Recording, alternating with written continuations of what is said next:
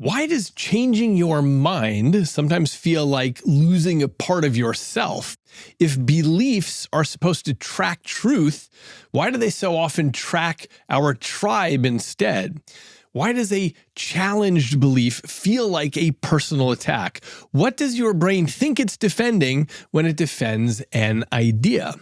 What if beliefs didn't evolve to be true, but to be useful? What if your strongest convictions are solving social problems, not intellectual ones?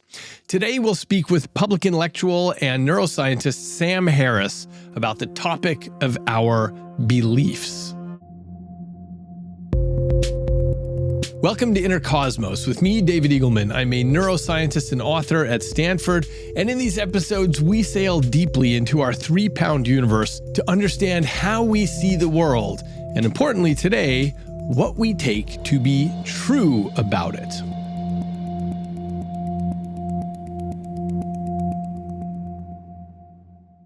Your brain has a lot of beliefs about what is true or false.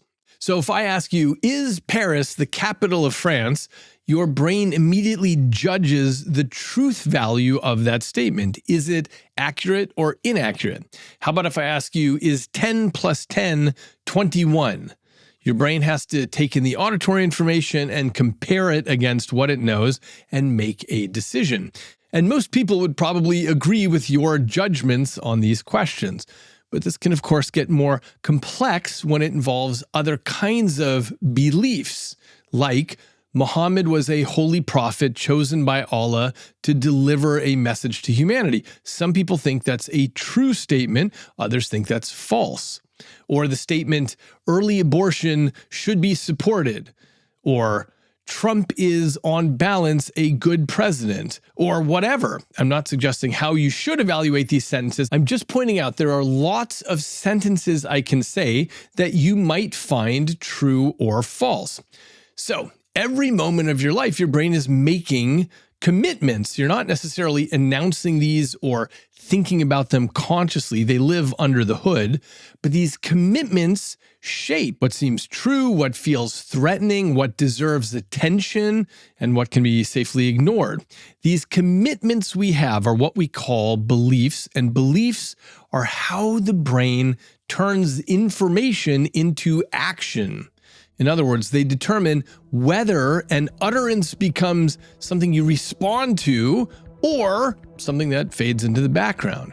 From the outside, beliefs look like opinions or positions. In other words, something you might argue about or align yourself with. But from the inside, they feel fundamental, as in, this is true, this is false. Collectively, your beliefs feel like the structure of reality itself. They build the backdrop against which your decisions make sense. Now, the puzzle that's always fascinated me is that intelligent people who are well-informed often reach very different conclusions about their beliefs. So you have evidence that feels decisive to one person and that feels incomplete or unconvincing to another. And what that means is that changing one's mind typically feels really hard. And when you have a disagreement with someone, this can feel personal, like it involves your identity. So when we look at these patterns, we see that belief seems to be doing something more than building accurate models of the world. That might be part of why the brain builds true and false judgments, but there's probably more involved. For one, beliefs help coordinate your social life by supporting identity within your tribe and establishing alignment between people. Also, they can manage uncertainty by stabilizing emotion. When we look at it through these lenses, belief is, of course, a biological process as much as a philosophical one. Somewhere between encountering a claim and acting on it, your brain has to perform a series of operations that determine whether some statement should be reacted to, or maybe whether it should be questioned, or whether it should be dismissed entirely. Whatever your brain decides on the truth value of the statement, that shapes what you do next, and all of this tends to run below the radar of conscious awareness. Now, understanding what the brain is doing with beliefs is massively important because what you believe to be true and not true determines everything about cooperation or conflict. And so this sits right at the center of all that's happening in politics, in moral judgments, in social trust. So I focus a lot of my episodes on these issues about polarization and in-groups and out-groups and shibboleths. But today, I want to move upstream a level and focus on the machinery beneath them. How does the brain decide what to accept as true? How do emotion and identity and social context shape what feels credible? And there's no one better to explore these questions with than Sam Harris, whose work has examined belief from inside the brain and within public discourse. Sam is a public intellectual, a philosopher, an author, and also a neuroscientist. He's well known for his writings on rationality, religion, ethics, free will, and meditation. He has long researched how science can inform human values with books like The End of Faith and The Moral Landscape. He hosts the Making Sense podcast, which focuses on consciousness and society and current events. So today we're going to ask, what are beliefs really about? Here's my conversation with Sam Harris.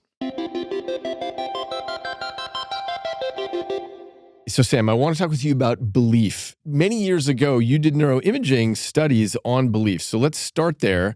Tell us how you think about belief and how you measure that in the brain. Believing things to be true or false versus being uncertain, this is something that our brains do readily, right? And largely this is what distinguishes us. Certainly when we're talking about complex representations of the world, this distinguishes us from our closest primate cousins. I wouldn't say that other mammals and certainly other primates don't have beliefs, because clearly they represent states of the world cognitively and they have expectations on that basis. Like there'll be grubs under this rock. Yeah, so they've got goal-seeking behavior, and that those goals are framed by some expectation of the way the world is, and they can be surprised by different outcomes. But we're the only species that we know of that trades in these linguistic representations of the world. They can be completely divorced from any sensory entanglement with the state of the world that is being described. I mean, you get a cell phone call, and there's a voice on the other end of the line,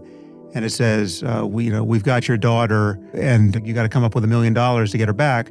Now, if believed, all of a sudden those small mouth noises that came through the phone completely commandeer your physiology. Your whole world is all of a sudden about that, being kind of bent into the shape of the implications of that utterance. Whereas if it's a wrong number, if you don't listen, I don't have a daughter, I know what you're talking about, right? It bounces off. It doesn't become behaviorally or emotionally actionable. So it was this difference between this fairly gossamer representation of the world that is just a piece of language. Right, in the mind, it could be your own thought. It could be the thought of others communicated to you. It could be something you read on the front page of a newspaper. It was a transition from that, just the mere decoding of a piece of language, to suddenly finding it not only behaviorally actionable, but unthinkable not to be motivated by those phonemes. So there's clearly steps in the chain where you parse language or parse a statement and understand its meaning. And then there's this secondary operation of judging it to be true or false, right? Or just deciding that you can't judge it one way or the other. And it seemed to me that on some level, this is the most important thing in the world, right? I mean, if you're talking about the power of ideas, you first have to stand upstream of that claim to talk about the difference between believing or disbelieving, accepting or rejecting certain ideas. Right, and so ideas are obviously everything in our lives. I mean, it's how we're making a civilization. It's how we're failing to secure a civilization.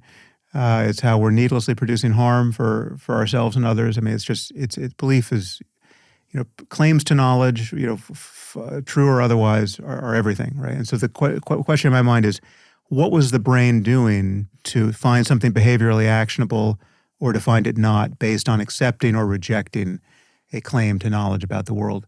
And so that's binary, but you also looked at Uncertainty is a third condition. Yeah. But just so I'm clear, was uncertainty I just don't know one way or the other? Yeah. Okay. And you clearly, you clearly couldn't know. So like if a question that would provoke that would be to give someone some gigantic number and say that this number is prime, right? Well, it might be prime. It ends in a 1. It might be prime, but obviously I don't know. Or you have an even number of hairs on your body, right? You presumably don't know. And so you can come up with lists of statements that are just as easy to decode as any other statements.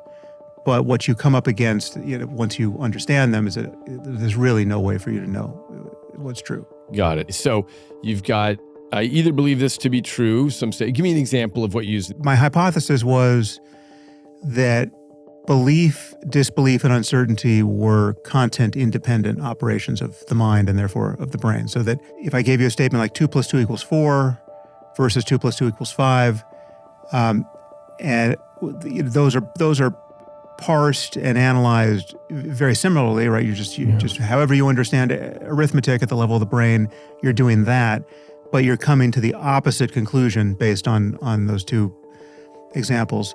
But the hypothesis was that if we interrogated many different streams of knowledge and belief formation, so mathematical, logical, autobiographical, religious, political, right? So the ethical, the cognitive and neurophysiological operations required to parse and judge the truth value of any of those statements had to be very, very different. I mean, what you're doing for arithmetic is not the same as what you're doing for religion, presumably, or ethics, or episodic memory, say. But there was there had to be a bottleneck which reported acceptance or rejection of the statement or uncertainty. Great. And so you put people in the scanner, and what did you find? Well, we found that accepting a statement to be true versus rejecting it as false did report a kind of content agnostic, subsequent operation. One thing that was interesting, though, is that, and this actually goes back many, many centuries to the work of Spinoza. Spinoza hypothesized that merely understanding a statement was akin to accepting it. Like in order to if I give you just any utterance that any claim about the world that you can parse, merely kind of getting to the end of the sentence and understanding it puts you in a mode of kind of tacitly accepting it to be true, and rejecting it as false was a subsequent operation. And one thing you would expect, if that in fact were true, is that behaviorally, false statements people would be slower to judge false statements of equal complexity than to true statements. And we found that. So you give people a statement like 2 + 2 = 5, they're slower to say, no, that's false, than 2 + 2 = 4 is true. I mean, that was a fairly significant behavioral difference. But in any case, let me dive into that for 1 second. Does that mean that hearing other perspectives, being exposed to other perspectives, which you think, well, that's false, but at least you've spent that moment standing in that person's truth for a moment?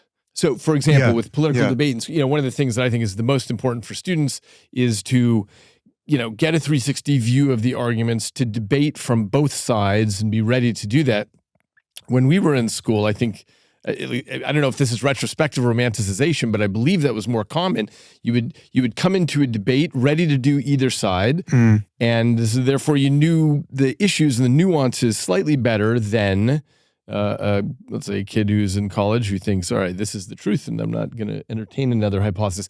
Just based on what you said, it seems to me interesting that if you're told another perspective, you at least stand in that truth for a moment before rejecting it, which might be useful. Yeah, although it does actually connect with other kind of non-normative biases where there's something called, again, obviously we have a replication crisis in much of the psychological science, so I don't know if this work has been replicated, but at the time there was something called the illusory truth effect, where you merely being told something several times is so you're more likely to believe it, even in the act of debunking it. So if I tell you that a certain thing was thought to be true, but in fact it's not true, there's a kind of a memory distortion bias where just a year from now, if I ask you about that thing, there's this reliable bias in the direction of, oh yeah, that was true, right? But you sort of the debunking, and this is why misinformation can be so pernicious and difficult to debunk. And again, I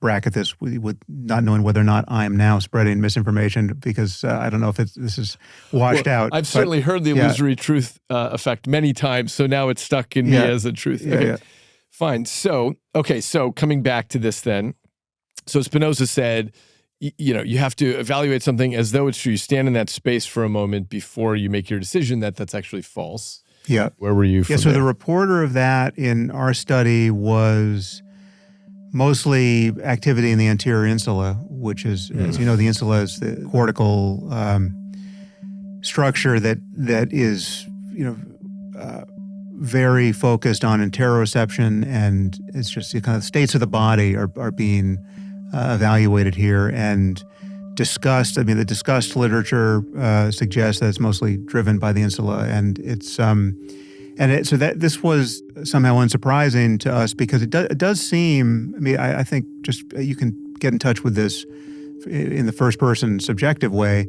There is something that, to reject a proposition as false feels a certain way. I mean, it is a kind of emotion. It's a psychological rejection state, and if it's emphatically false, certainly on a topic you care about, there's it really just to put that on the continuum of disgust was not at all surprising, right? And conversely, true statements were evaluated with the same kind of positively valenced reward structures that we know about in the frontal midline area of the brain, and this might be surprising to people who haven't thought about neuroscience very much, but generally speaking, we know that all of our acts of higher cognition are leveraged from areas of the brain which were not designed merely for that not designed by evolution merely to support that higher cognition.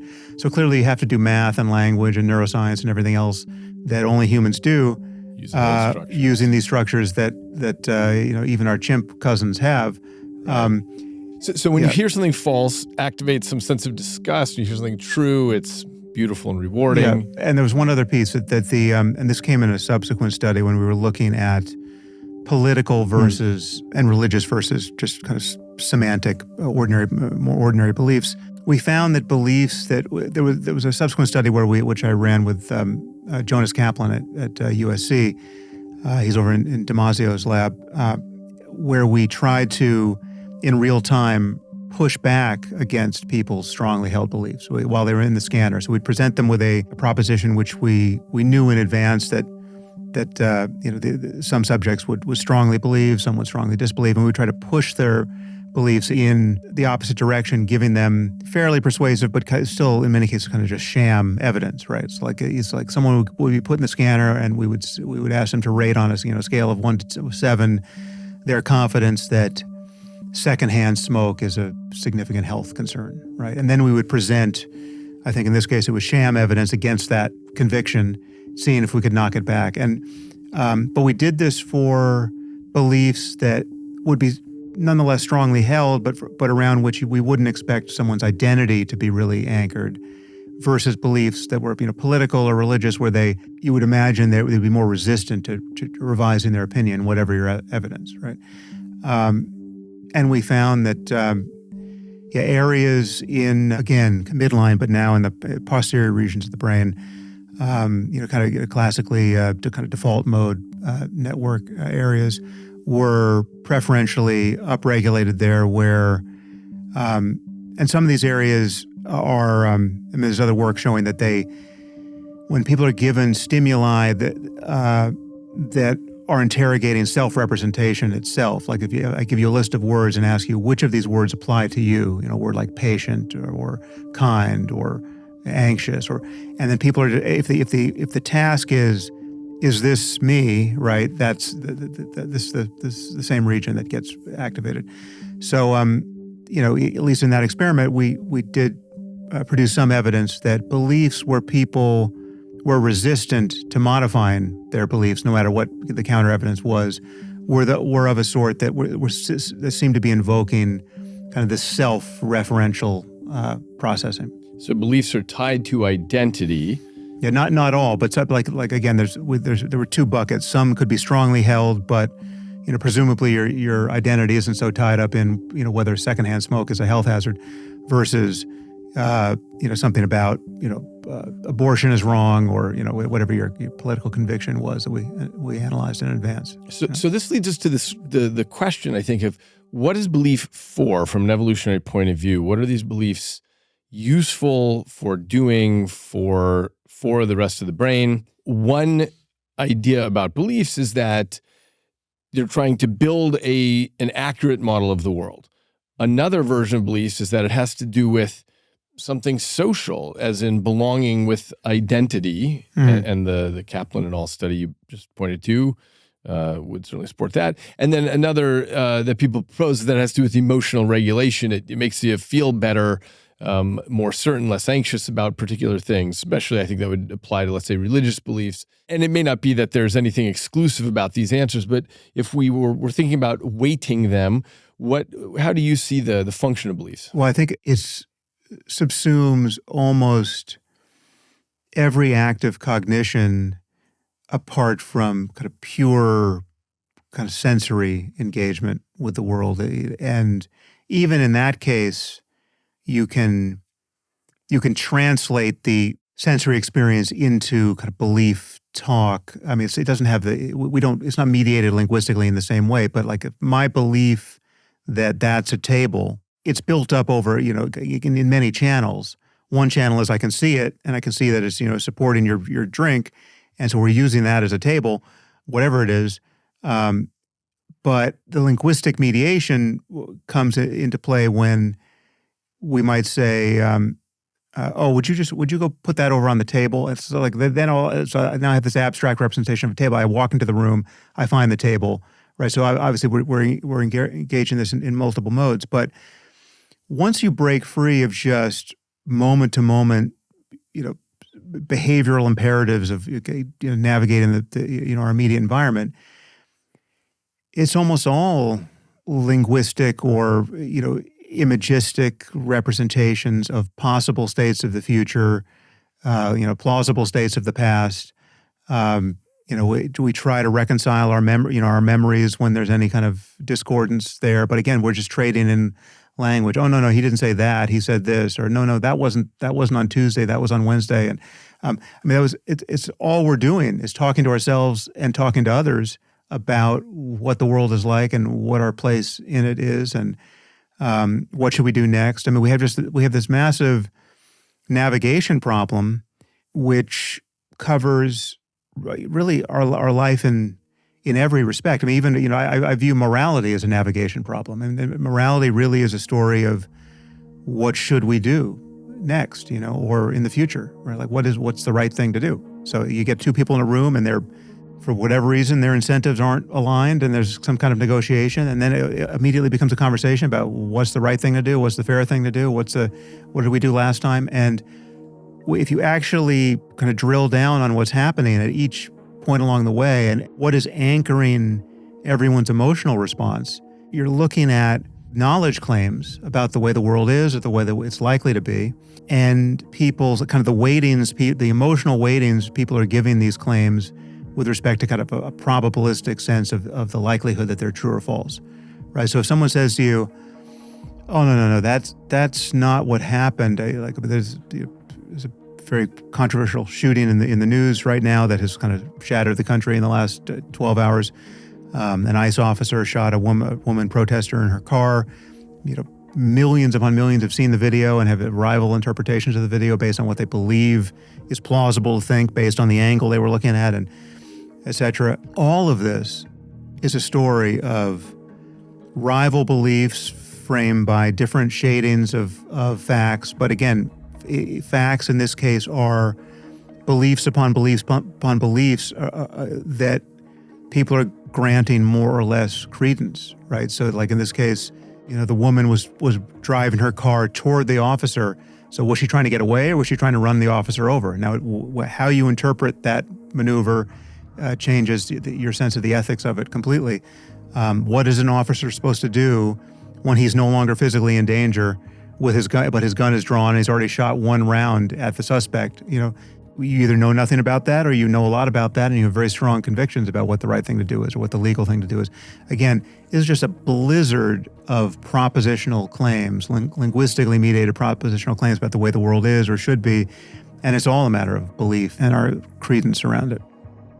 Agreed. But what I'm interested in is not so much the individual beliefs that we might have about the trajectory of the car, so on, but the social aspect of this in terms of what do my friends and my colleagues on whatever my political side of the argument is, what do they believe is true? We're so obviously influenced by our groups, by our cultures, by our families, by our neighborhoods. To what degree is belief fundamentally a social issue in our social species? Well, I think it is almost entirely when you look at it's the kind of the primacy of language in shaping these beliefs. So we learn language is a social phenomenon, right? It's an intersubjective phenomenon. You learn it.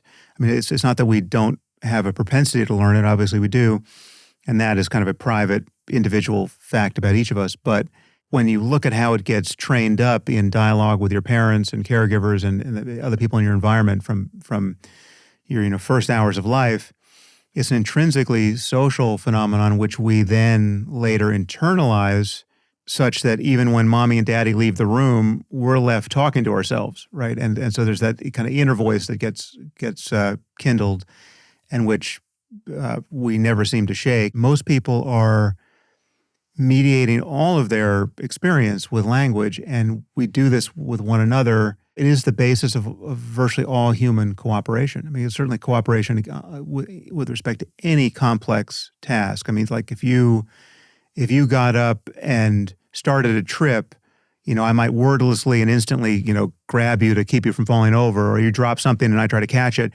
That's not linguistic. But basically, any cooperation more complex than that is a matter of us talking to one another about what our goals are and what we're going to do next. Yeah. So how do you think that applies to beliefs, though? My belief about whether the woman was trying to kill the cop or get away, my belief about gun control, abortion, whatever, what do these things have to do with the people I'm surrounded by? In other words, how do we make our beliefs about what is true, what is not true? So all of our talk about beliefs is occurring in a community, right? In a community of people who we have direct relationships with, and then just a community of that is just a matter of our being embedded in an information landscape where we're hearing from other people who we may never meet, or we're reading books, written by people who may have been dead for hundreds of years. But we're trafficking in the kind of just a torrents of linguistic representations of the world,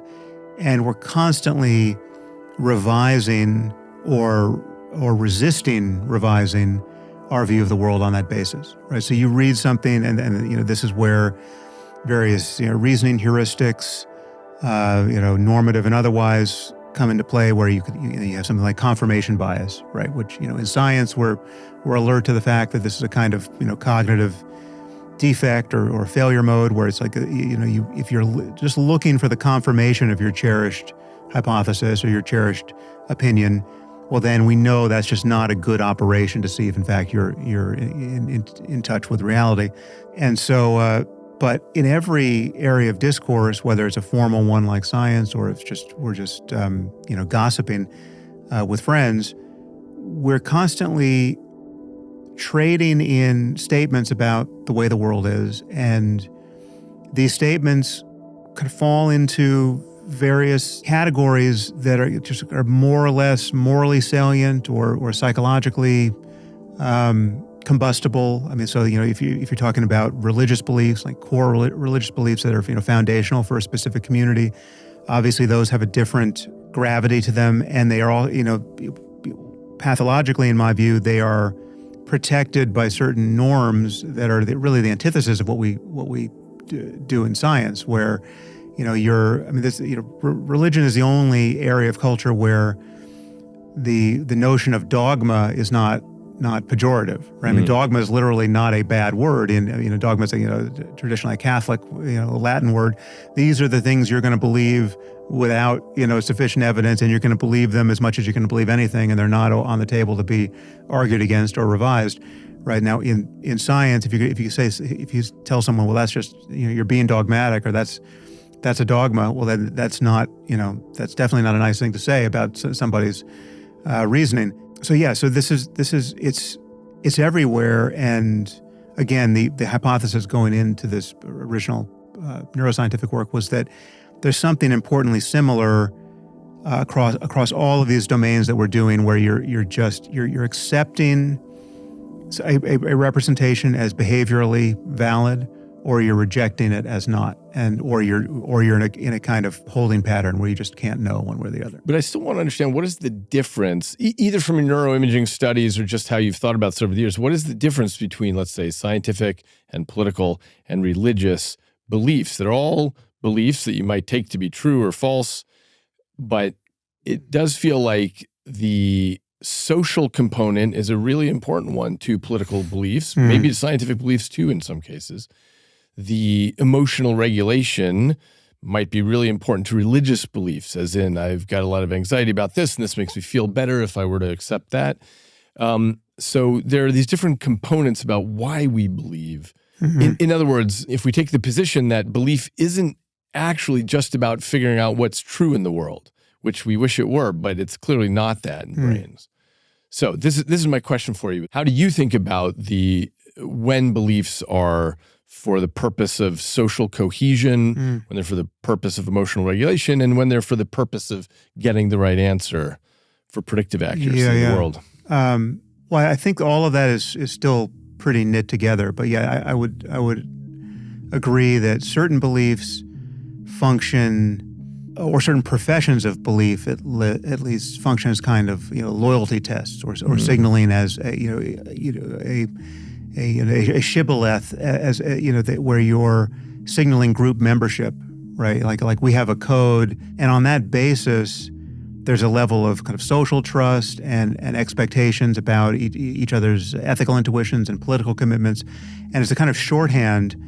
But if you're going to tear at those sort of core group identity assertions, whether it's a religious, a mainstream religion, or smaller still, like a kind of spiritual or religious cult, or a political cult, say, or a political culture, these are kind of anchoring assertions about what is true, about what really happened, about what is real, about the unique sanctity of a given book, say, which we're not disposed to reinterrogate very much. And when you talk about specific things where they really, where these different ways of knowing collide, there's so many examples. You take something like the Shroud of Turin, which was thought to be this, perhaps in certain circles, it still is thought to be this Christian relic where this shroud had received the facial imprint of Jesus.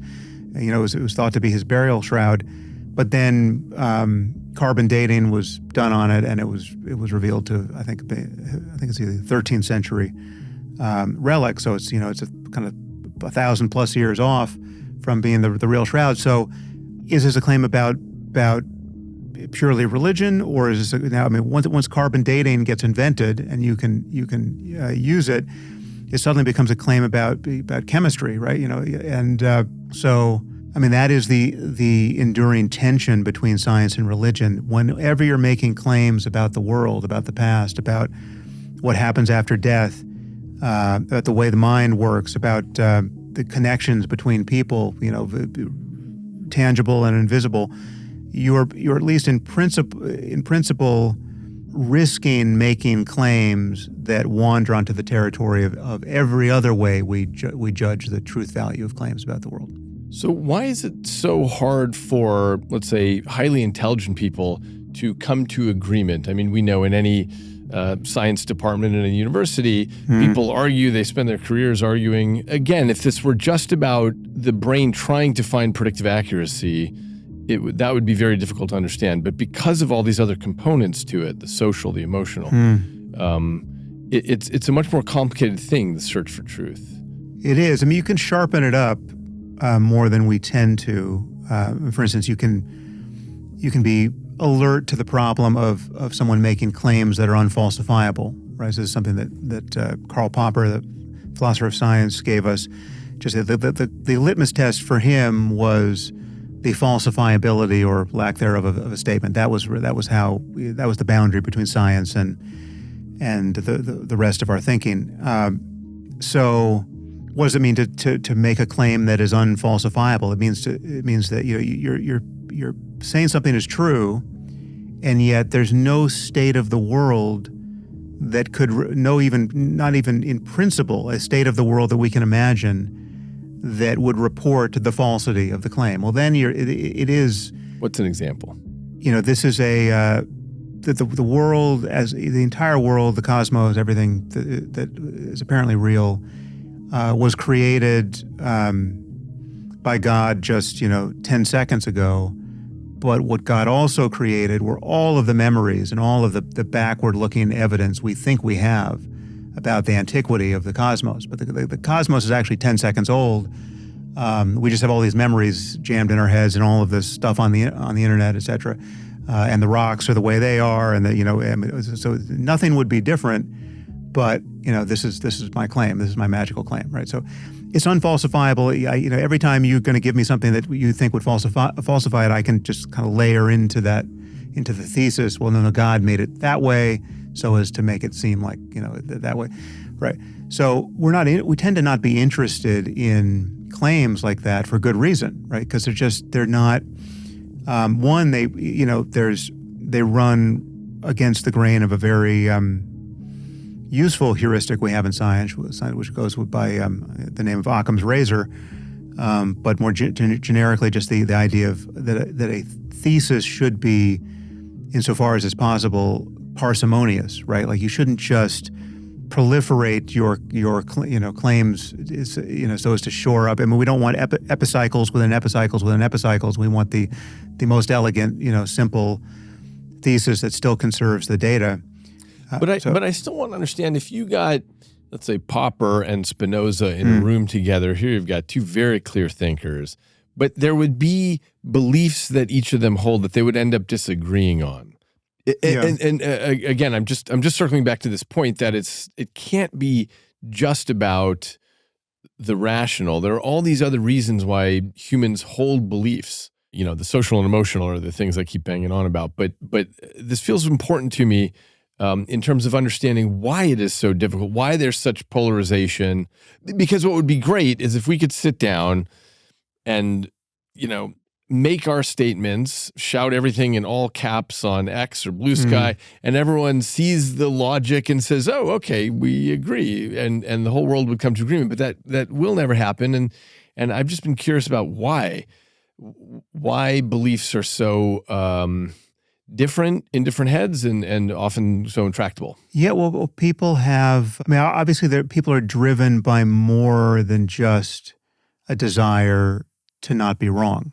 Right, or to have their representations of the world be accurate in the abstract. I mean, people are incentivized by the things. It's like there's the famous line that now I've actually forgotten how it goes, but something that it's hard to convince a man of something that when his occupation requires that he not be convinced of it, or something like that. Right. Right. So it's like yes, if you stand to lose a lot of money if a certain state of the world is so, you're going to tend to avert your eyes from that for as long as possible, because this is just the classic problem of incentives. I mean, just it's a perverse incentive, right? So, in science, we have worked this out to a remarkable degree. I mean, the thing that distinguishes the culture of science, it's not perfect, but what distinguishes science from basically everything else human beings do is that we have created a culture where there's a competitive apparatus that is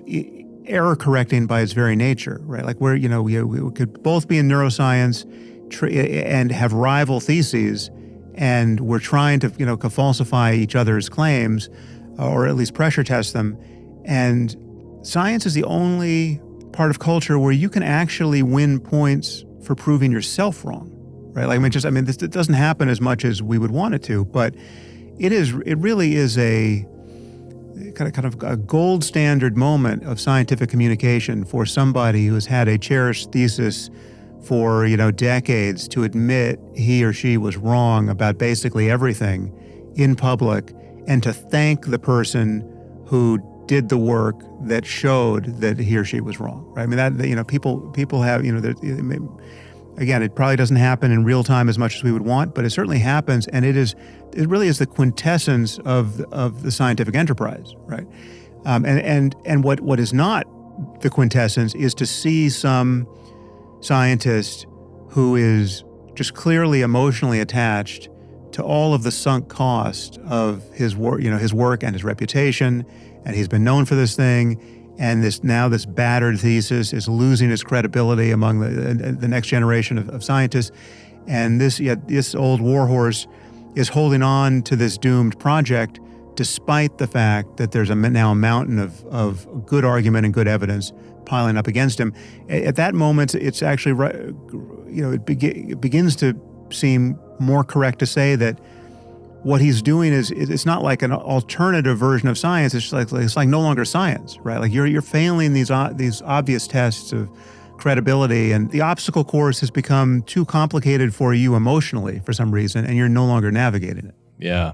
So this brings up something about science that I flagged earlier that I wanted to come back to, which is, so when I read these original your papers from 2008 and 2009, right? So there's a belief that you think is true, a belief that is false, and then the uncertain ones that you just don't know about. But what's so interesting to me, as we know in science, there's instead a weighting or a probability that we put on different sorts of beliefs. And even our most cherished beliefs, we never use the word truth in science. We say, okay, the weight of the evidence supports this. Yeah. And if in a few years the weight of the evidence might support something else, fine, we go with that. And so I'm curious how you would, I know this wasn't part of the study, but how you might think about beliefs of this sort, which is the type that we hold in science of saying, okay, well, there's this mountain of evidence here. Some of it points the other way, some of it points off this way, but most of it is pointing over here. Yeah, well, I do think that virtually all of our beliefs are probabilistic. I mean, certainly in science, explicitly so. I mean, we have been beaten into shape on that point, and again, by largely by Popper, but by others, where we know enough now to not say that we're 100% certain something is so. It's just the weight of the evidence, et cetera. Yeah, I mean, just in very simple terms, I mean, you could imagine being absolutely certain based on your understanding of mathematics that every triangle has 180 degrees. And I'd say, well, you're certain? And yes, absolutely certain. Would you be willing to bet your life that it's so? And you might balk a little bit and say, I'd be if I'd bet it on anything, I'd bet it on that. Well, it's sort of like 2 + 2 = 4 for me. But then someone introduces to you a concept of non-Euclidean geometry that you didn't know before, right? So like what you had in mind was a triangle on a flat surface, but now drawn on the surface of a basketball. Yeah, but now someone like Riemann comes along and says, just visualize this. We're now going to curve the space. What's happening to that triangle on the basketball? Does it look like a little more, a little less than 180 degrees? All of a sudden, your intuitions get knocked around, and if you're rational, you are now going to update your file about triangles, right? And so if a core belief about something as simple as a triangle can be overturned, but you just had a further utterance from somebody who knows more about math than you, what is truly off the table for revision? There's probably not much. I wish that were true. I think I'm maybe more pessimistic than you on this point, which is you might easily convince me about a triangle, but core beliefs that I might have on any hot button political issue, those are tougher. I'm using myself as an example. Can you give me an example? Whatever your views are on abortion or gun control or whatever, those are resistant to change because it's not as simple as a logical thing of, I see the triangle on the basketball, got it. I've now changed my model. But I'm sure certainly in both of those cases, there is much more information that could be forthcoming on either topic that could push someone's, because people's intuitions, especially on those two topics, tend to be anchored to like some meme that got in their head, very likely early in life, that doesn't actually have a lot of content to it. So it's like the claim that abortion is wrong, that I'll drill down on that a little bit. It's likely backed up by utterances like life starts at the moment of conception, right? That's like if you're a religious believer who believes abortion is wrong. Well, that's not true. If you're Muslim, that's just not true. In the Muslim faith, I believe the soul is thought to enter the zygote, I think around day 80. It's either day 80, day 120, something like that. So, but definitely not at the moment of conception, right? So, okay, perhaps you're a Muslim who just didn't know that was the doctrine, right? So someone told you life was started at the moment of conception, but then they actually checked the holy books and it turns out you were wrong. Okay, that's kind of like triangles all of a sudden. So it is with gun control. I mean, people just don't know a lot about guns. They don't know a lot about the actual statistics of human violence. I mean, they don't know how many people get shot and how they get shot and why. And they tend to have,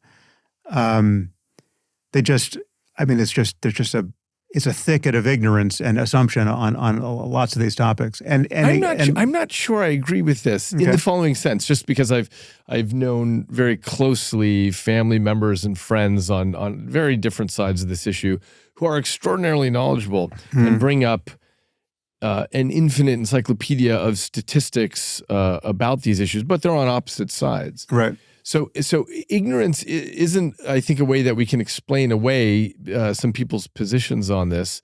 Well, I'll grant you that it is possible for two people to have more or less the same set of facts and to feel very differently about them.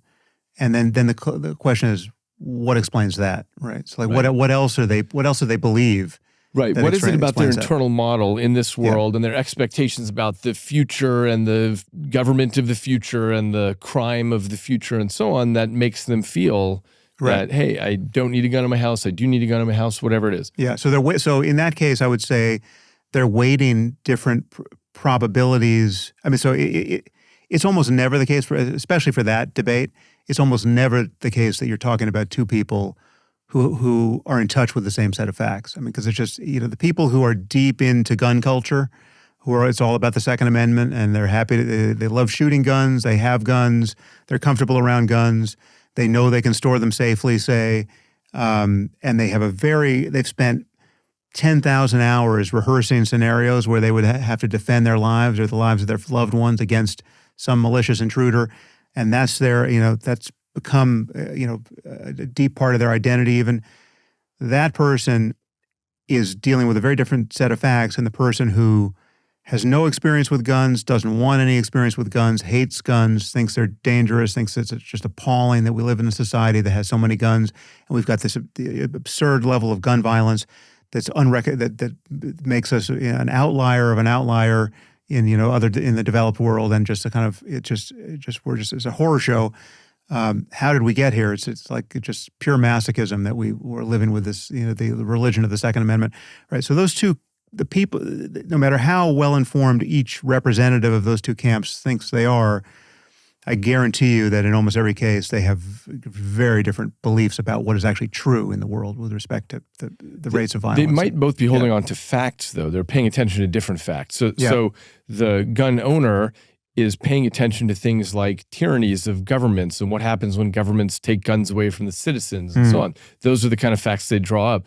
The gun non-owner is drawing up facts about crime and how many accidents happen in households with guns and so on. But they might have those facts wrong. I mean, so like the non-gun owner will believe that it's almost never the case that someone successfully defends himself with a gun or defends his family with a gun. That just doesn't happen. That's just NRA propaganda. What really happens is kids accidentally get a hold of their parents' guns and get shot, and shoot themselves or shoot someone else, and it's a tragedy, right?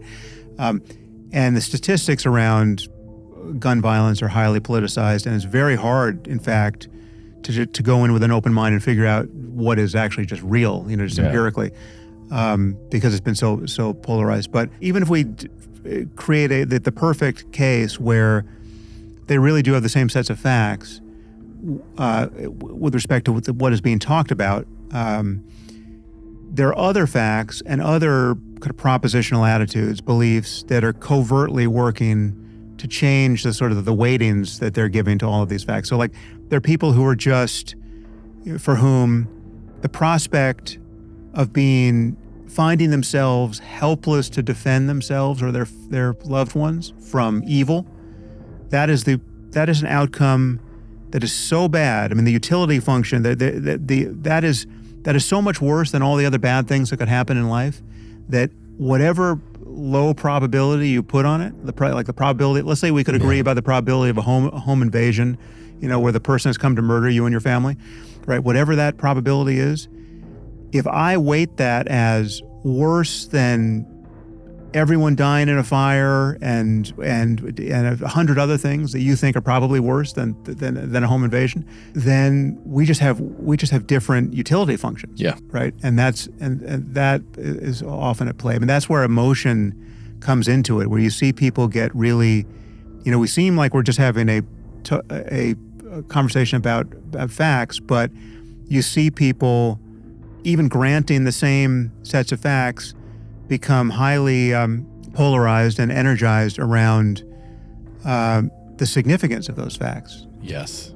Yeah, I couldn't agree more. And this is why I feel like I'm still trying to figure out how to think about beliefs, because so much of our positioning on everything has to do with these other issues. And I watched this all through the last decade, where people will end up switching political allegiances, not because they like the facts so much of the other side. It's because something disgusts them about their own side. Something gets said to them, or someone accuses them of something, and they get so mad about it, and that's what drives them.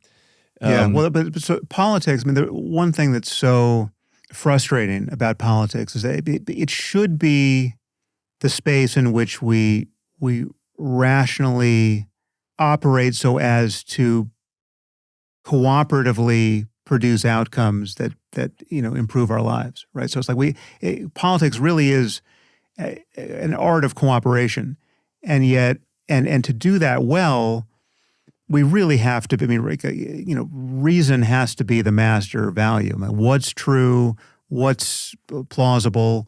And then ethics, you can't keep ethics out of it. I mean, there are questions of what's fair and what's, et cetera. What is good? What should we value? But so much of it is pure tribalism, right? And it's pure in-group signaling and out-group disparagement. And there, when that is becoming the master value, it's just not about honestly talking about the world at all, right? You just insofar as you're trading in claims about that purport to be fact-based, it's still what you're really doing is it's a team sport, and you're just trying to figure out how to win, right? You're just trying to. So if you're saying negative things about the opposition, you begin to not care whether they're even true. Let's just see what can stick, right? This guy's a child molester.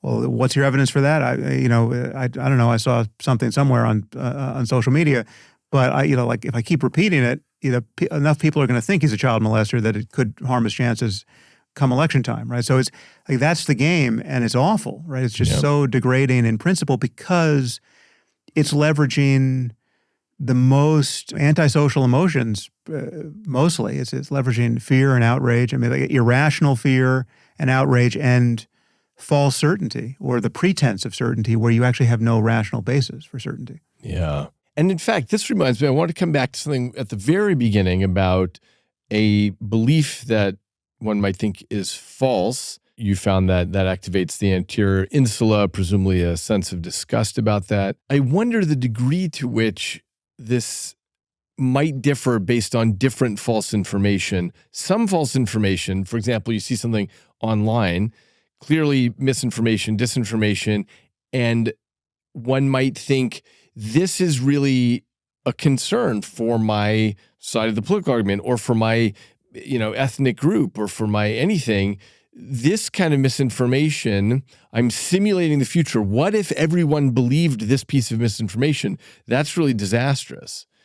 And so I wonder if some sorts of misinformation, let's say false beliefs, our reaction to them isn't simply, okay, I've categorized that as false, but instead it's, hey, I've categorized this as something that's really a concern for me. Yeah, well, it's very easy to say. Again, this comes back to the power of ideas. When you're thinking of just what could the effect be of a single sentence, in any language, the sky really is the limit. If the front page of the New York Times reads that nuclear war has started, in 30 minutes it's going to get to you, right?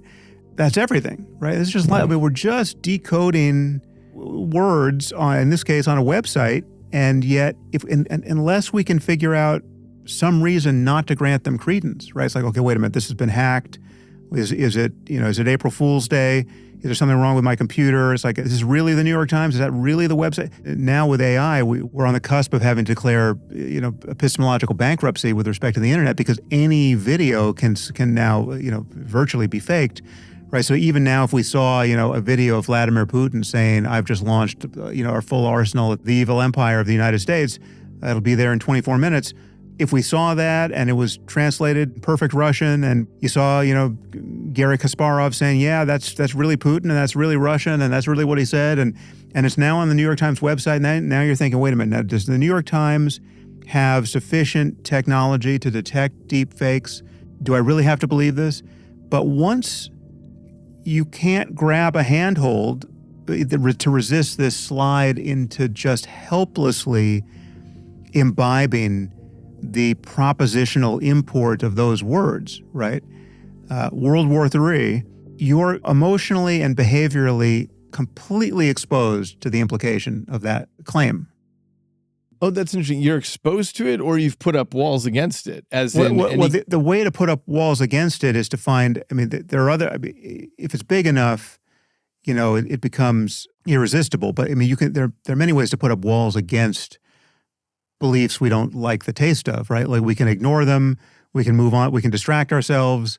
This is kind of the purview of what we think about as self-deception, right? Like, how did the guy not know his wife was cheating on him? There were these signs, and he he must have seen that thing or heard that thing, or she did that, and I saw that. So there's all these, you can say that there's this sort of this boundary even within the precincts of one mind, where we might say there's an avoidance of knowledge when the knowledge is really there. But no, if the whole world kind of sticks your face in a claim, right? Again, it's on the internet. The internet's on fire with this thing being news, and you have to figure out whether it's true.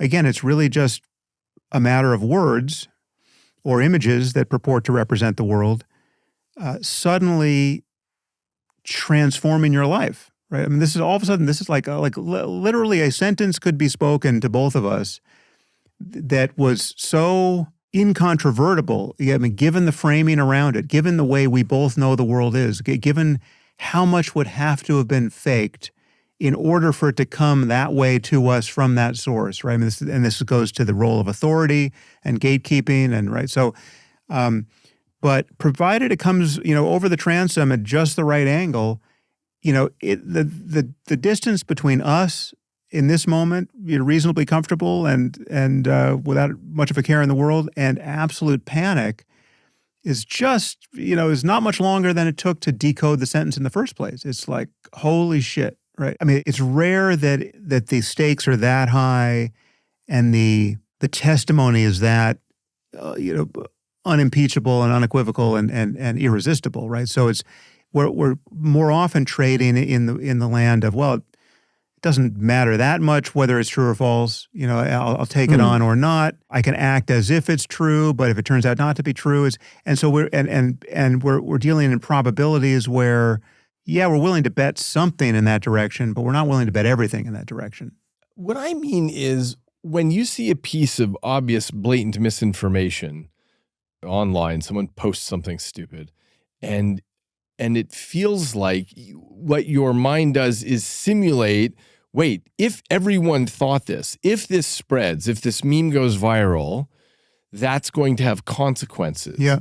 That's what I'm pointing to, is not necessarily like the nuclear war thing, but here's an example. Right after the Bondi Beach massacre of Jews celebrating Hanukkah, somebody posted something saying, oh, it turns out one of the shooters is Jewish. And they showed a Facebook page of the guy wearing a yarmulke and all his friends on there. It was such an obvious AI fake when you zoom in on the buttons and so on. The buttons didn't make sense and so on. Right. But I think the feeling that one might have viewing that is, hey, that's a dangerous piece of misinformation. Why? Because if it spread, if lots of people saw it, blah, blah, blah.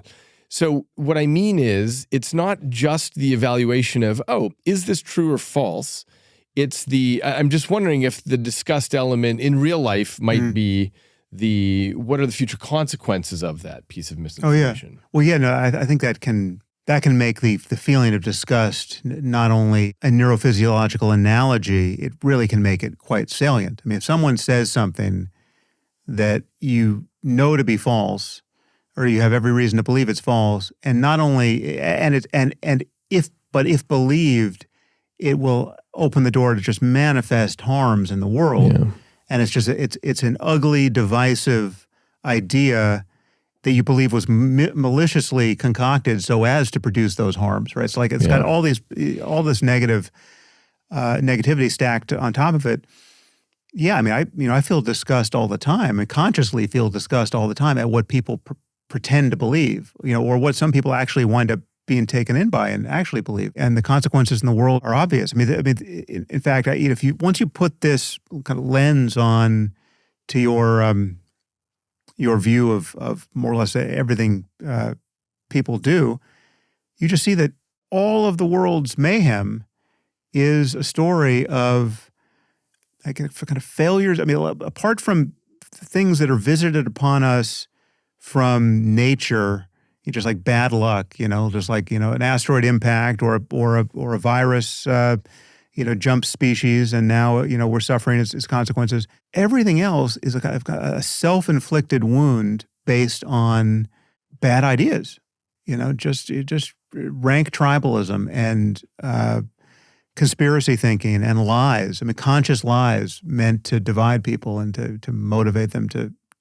produce harm. And it's all a matter of kind of this belief making and belief grasping machinery of our minds that is ceaselessly doing its work. It makes me wonder why changing our minds is so difficult. When it comes to a scientific proposition, it seems to be easier, maybe because often those are like chess moves in the sense that they're cognitive. There's not a lot of emotional weight with it. But like the example you gave of the older professor who's emotionally so weighted down by what he's come up with, sometimes it's very hard to change our minds about things. What's your take about the challenges and any hopes about people changing their minds on things? Well, I think one needs to internalize. I mean, we do this in science, but I think this just should be exported to the rest of culture. I think we all have an ethical obligation to internalize a value that is deeper than any place where our kind of wishful thinking or the way that our preferences for the way the world is could be anchored, right? And the deeper value is we actually want to know what's real, right? We should have a reality bias, and it's not to say that that you can't find these sort of local instances where a person's interest might be better served by not really being in touch with reality, like some scope for self-serving delusion might, we can certainly concoct those examples where like the person would have, if he knew what the people in the room really thought of him, well, then he wouldn't perform nearly as well as he did when he thought he was popular or, thought he was handsome or whatever the thing was. But generally speaking, we shouldn't want to be deceived or self-deceived or psychotic or and trading in these hallucinations. And watching our culture get bent every which way by these kind of mass adoptions of delusion. There's moral panics and paranoia and lies and half-truths that become operative. And again, politics is so much the story of this, but it's, I would say embraces almost everything we do. It's not that understanding the world is everything. It's not that being rational is everything, but it is the thing that can safeguard everything else that we care about. I mean, I view reason as, among other things, the guardian of love. Right, like there's other things you can love, like other experiences you can have that are not a matter of just rigorously understanding what is so, right? But rigorously understanding what is so is the thing that stands at the gate to protect all those other moments where you just want to, hug your lover or your best friend, or play frisbee, or appreciate art, or just watch a movie. When it comes time to figure out what's actually happening in the world when there's a pandemic raging, or when people are flying airplanes into our buildings, or whatever it is, we should have a very deep bias for the truth. How would you teach that to high schoolers? What would you tell them? Well, one, you want to remove the stigma around honestly confessing that you don't know what's true, right? So saying I don't know should have absolutely no discomfort attached to it. In fact, failing to say that you don't know when you clearly don't know that's where the stigma should be, right? So to pretend to know something you don't know is where that should be, scored as kind of unseemly, and then people should get the social feedback around that. So whenever you were caught bullshitting, right, that's the thing that should be embarrassing. Not when the teacher asked you the question and you just didn't know, right? And people should never be afraid to ask what seems like a stupid question. Like, even in a scientific context, I mean, there are great accounts of, the behavior of some of the most eminent scientists you can think of, where one of the things that made their company so edifying and actually kind of discombobulating for lesser scientists is that they would ask a lot of dumb questions, apparently dumb questions, which if a novice would ask that question, they might actually see there might be some kind of social embarrassment around that's really an elementary question. But when Richard Feynman is asking you that dumb question, you're in the company of Richard Feynman, right? He knows physics at least as well as you know physics, and he's asking that question. He's actually now putting pressure on what is kind of a load-bearing wall, and may in fact be a load-bearing fiction of the whole enterprise, right? And so you should be not at all afraid to ask dumb questions.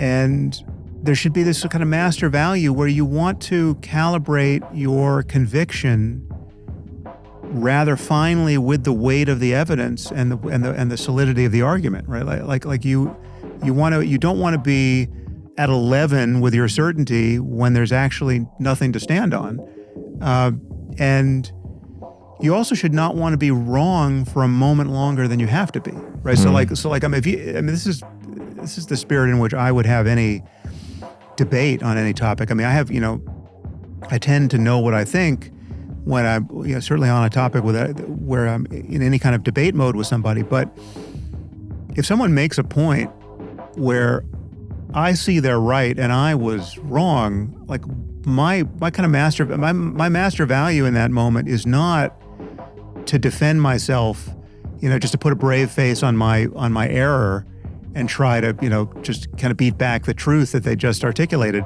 Because, there's for two reasons for this. One is, if the place I'm standing actually has no support, and the person who's criticizing me can see it and they point it out, and the audience is likely to see it. If they can't see it in the first second, they're likely to see it like 30 seconds from now. What I really want to do is no longer be standing there, both as a matter of just intellectual integrity, but also just as a matter of not losing egregiously insofar as I care about the way I'm being perceived by the audience. So the master move there would be to actually let the person educate you on that point. Right now, hopefully it's not a point that is so central to the topic you were debating, such that you now have to admit you were completely wrong and you've changed your mind. But if in fact that were the case, that's what I would want to do. I mean, that's the thing. Back to the scientist who might have spent his entire career banging away on some doomed theory. The moment is really proven wrong, right? The moment, I mean, again, these are situations that are few and far between, but it does happen.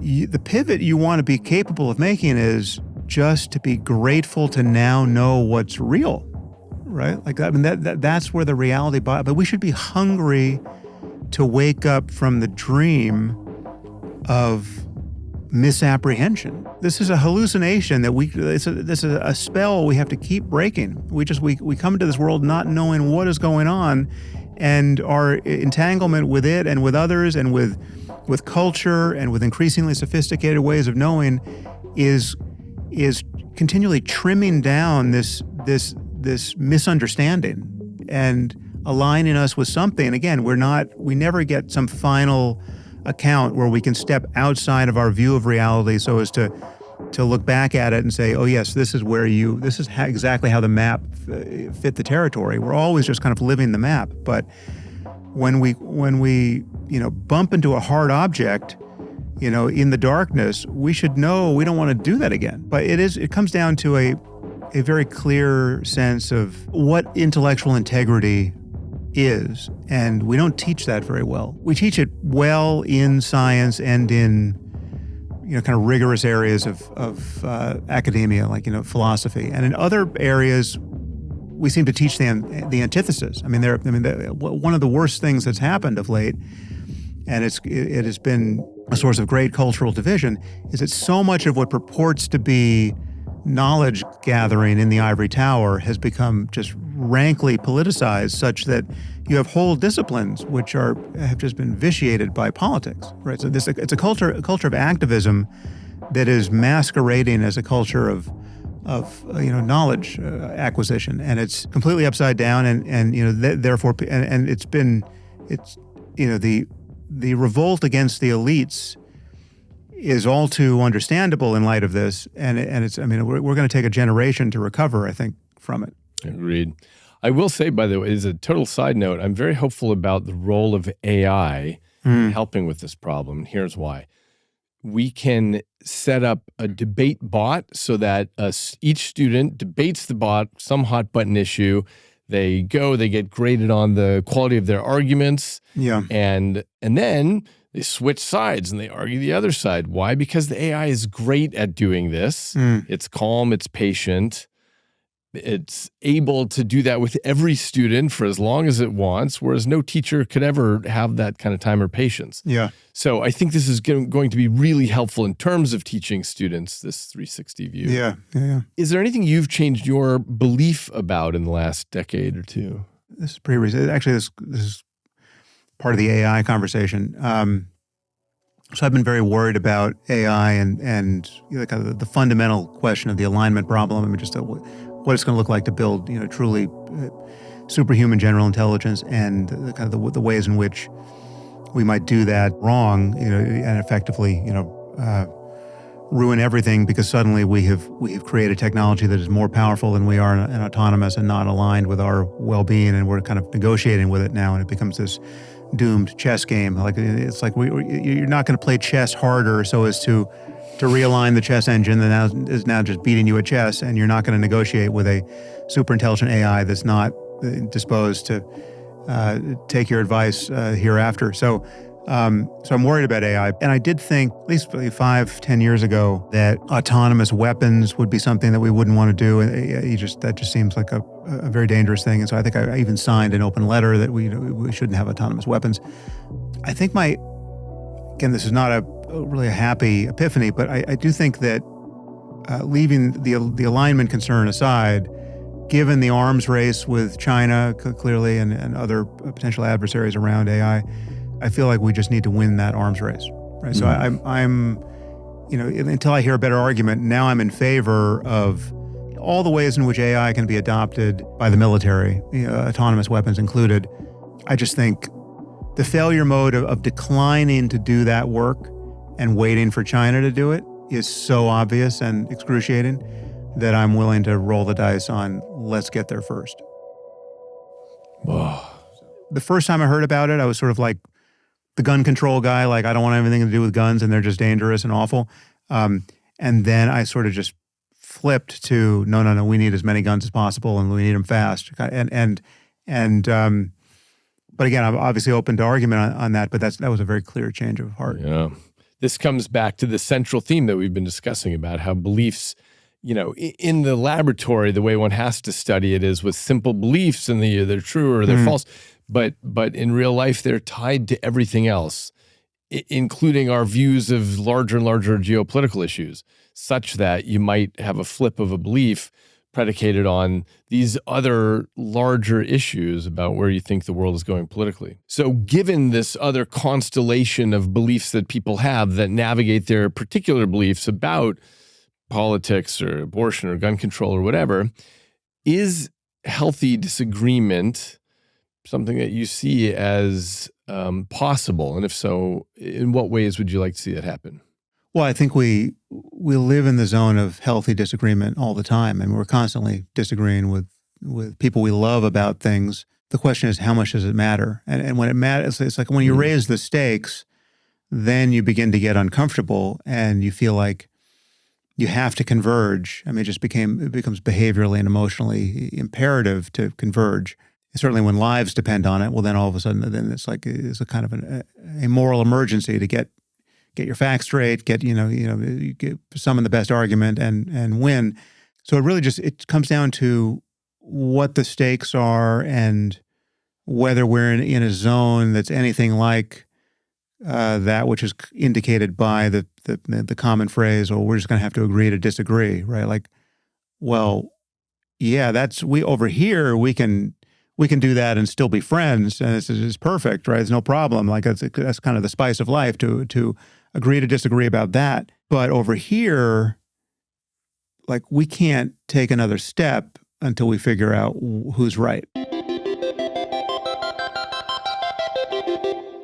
That was my interview with Sam Harris. Sam's research here shows that even at the most basic level, the brain distinguishes between accepting or rejecting a claim or remaining uncertain about that claim.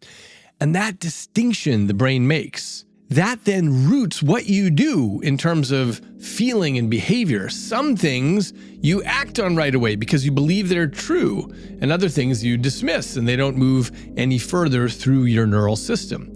So your brain's assessment about the truth or falsity of something determines everything about what happens next. As Sam also mentioned, beliefs differ in terms of how tightly they bind to identity. Some beliefs are pretty easy to revise when new evidence appears, like, here's data about how you could make nuclear reactors safe.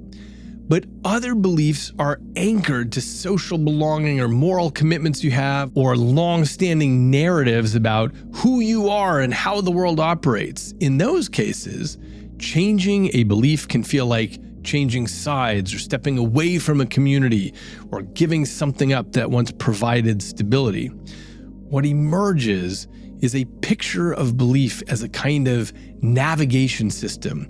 It helps us decide what to act on and who to trust and what to fear and what futures to prepare for. And belief is shaped by evidence and facts, yes, but also by incentives and emotions and social environments we inhabit. Zooming out, this brain research has consequences far beyond individual brains, because the same mechanisms that allow us to cooperate and reason and build shared models of the world can also amplify division and harden identities and spread ideas whose consequences outpace their accuracy. In an age where language and images and claims are moving faster than ever, understanding how belief forms and how it hardens is becoming something of a civic duty. If belief is the gateway between information and action, then learning how that gateway works is one of the most important challenges of our time. We'll presumably never all agree on our beliefs, but a deeper understanding of this, I hope, can allow disagreement to remain tethered to reality and proportion and humility.